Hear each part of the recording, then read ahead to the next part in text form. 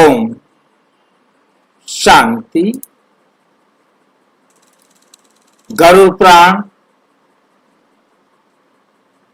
और ब्रह्मा कुमारी द्वारा कैसे इसे समझाया जाता है,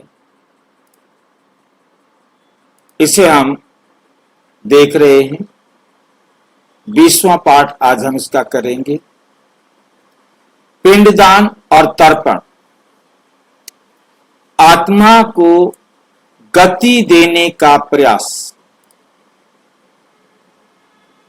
पिंडदान और तर्पण ये दो चीजें आत्मा को गति, एक होता है गति और दूसरा होता है सदगति।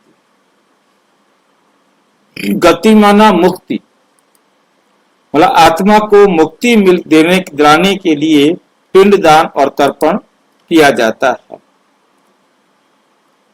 मृत्यु के बाद परिवार में एक विशेष विधि की जाती है जिसे पिंडदान और तर्पण कहा जाता है। गरुड़ पुराण के अनुसार जब आत्मा प्रेत योनि में होती है तो उसे गति देने के लिए उसका पुत्र हो, शिष्य हो या कोई भी प्रतिनिधि पिंडदान करता है। पिंडदान में क्या होता है? पिंडदान में दिया जाता है अन्न, जिसे पिंड का रूप कहा जाता है क्योंकि इससे शरीर बना है। अब अन्न का कोई भी रूप हो सकता है, चावल का आटा ले लो, जौ का आटा ले लो, हर एक के अपने अपने धर्म में अपने अपने रीति से जो वहां अवेलेबल था उन्होंने उसी को उसका आधार बनाया। ठीक है, उसमें देना है अन्न। अन्न का जो है ना पेड़ा बनाया जाता है। जल जिसे तर्पण कहा जाता है, और श्रद्धा जो आत्मा के लिए प्रेम पूर्ण संकल्प का रूप है। तो ये जो है ना श्रद्धा करते हैं और ये तीन काम जो है ना किए जाते हैं।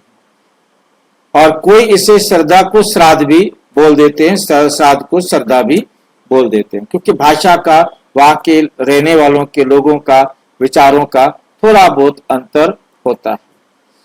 ऐसा माना जाता है कि ये पिंड आत्मा को नया शरीर लेने की क्षमता देता है। अब यहां हम पिंड बनाएंगे, आटे के पेड़े बनाएंगे और वो वहां रखेंगे और उसके बाद हम डाल देंगे नदी के अंदर, गंगा के अंदर, और वो पेड़े क्या करेंगे? और जब डेड बॉडी को उठाते हैं उसके साथ भी 5 पिंड रखते हैं, वो वहां जाकर के जल जाते हैं। क्या मतलब हुआ उसका रखने का? आटा बना के, पेड़ा बना के रखने का मतलब क्या हुआ? पिंड दान कर रहे हैं। ये पिंड आत्मा को नया शरीर लेने की क्षमता देता है। अब इससे शरीर थोड़ा बनेगा, शरीर तो बनेगा माता पिता भ्रूण तैयार करेंगे, आत्मा उसमें प्रवेश होगी और मां से 9 महीने तक खून चूसा जाएगा, तब जाकर के वो बनेगा। आधा किलो 1 किलो आटा खर्च कर देने से कुछ तो ना बन जाने वाली बात है। या फिर पितृलोक में स्थान प्राप्त करने में सहायक होता है। तो उसके बाद क्या होता है कि पिंडदान में जब हरिद्वार में पिंडदान कराया जाता है तो पहले 9 पिंड बनाए जाते हैं वहां पर, हर मास का 1 पिंड। ये 9 पिंड बना दिए, आपने 9 पिंड दान कर दिए। अब आपके माता जी जो है ना क्या हो गई कि आप कर्जे से मुक्त हो गए। अब उसके बाद क्या करते हैं, और पेड़ा बनाते हैं जिसमें उनके सास ससुर और परिवार के दादा ससुर दादा वो, तो उन सब के परिवार तक को ले लिया जाता है, उनके भी पेड़े बनाए जाते हैं। फिर जो है ना उन सारे पेड़ों को मिला दिया जाता है। तो वो कहते हैं जी अब ये आत्मा जो है अपने पितरों में मिल गई। यदि आप ये पिंड दान नहीं करते तो वो भटकती रहती। आपके पेड़े मिलाने से वो आत्मा पितरों में मिल गई है। मतलब कहां का क्या तुम बुद्धू बनाते हो? ब्रह्मा कुमारियों का दृष्टिकोण, क्या आत्मा को अन्न की आवश्यकता है? या एक बहुत गहरा प्रश्न उठता है, क्या आत्मा को सच में अन्न, जल और पिंड की आवश्यकता है? ब्रह्मा कुमारियों के अनुसार आत्मा एक सूक्ष्म, अति सूक्ष्म ऊर्जा है, लाइट है, जो ना भूख से तृप्त होती है, ना वस्त्र से ढकी जा सकती है। आत्मा कुछ खाती नहीं, आत्मा कुछ पीती नहीं, आत्मा को हम देख नहीं सकते, उसको वस्त्र से ढकेगा क्या?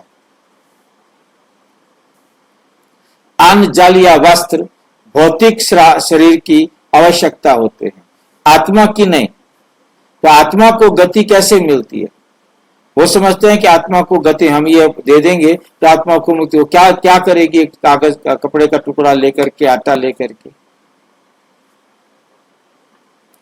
गति मिलती है संकल्पों से, गति मिलती है प्रेम, याद और शुभ कामना से। बस जब हम सबके प्रति शुभ कामना रखेंगे, प्रेम रखेंगे, परमात्मा की याद में रहेंगे, परमात्मा का कहना मानेंगे, और सबसे अधिक गति मिलती है परमात्मा की याद से। जितना हम परमात्मा को याद करेंगे, परमात्मा की श्रीमत पर चलेंगे, तो हमें गति मिलेगी। सच्चा पिंडदान क्या है?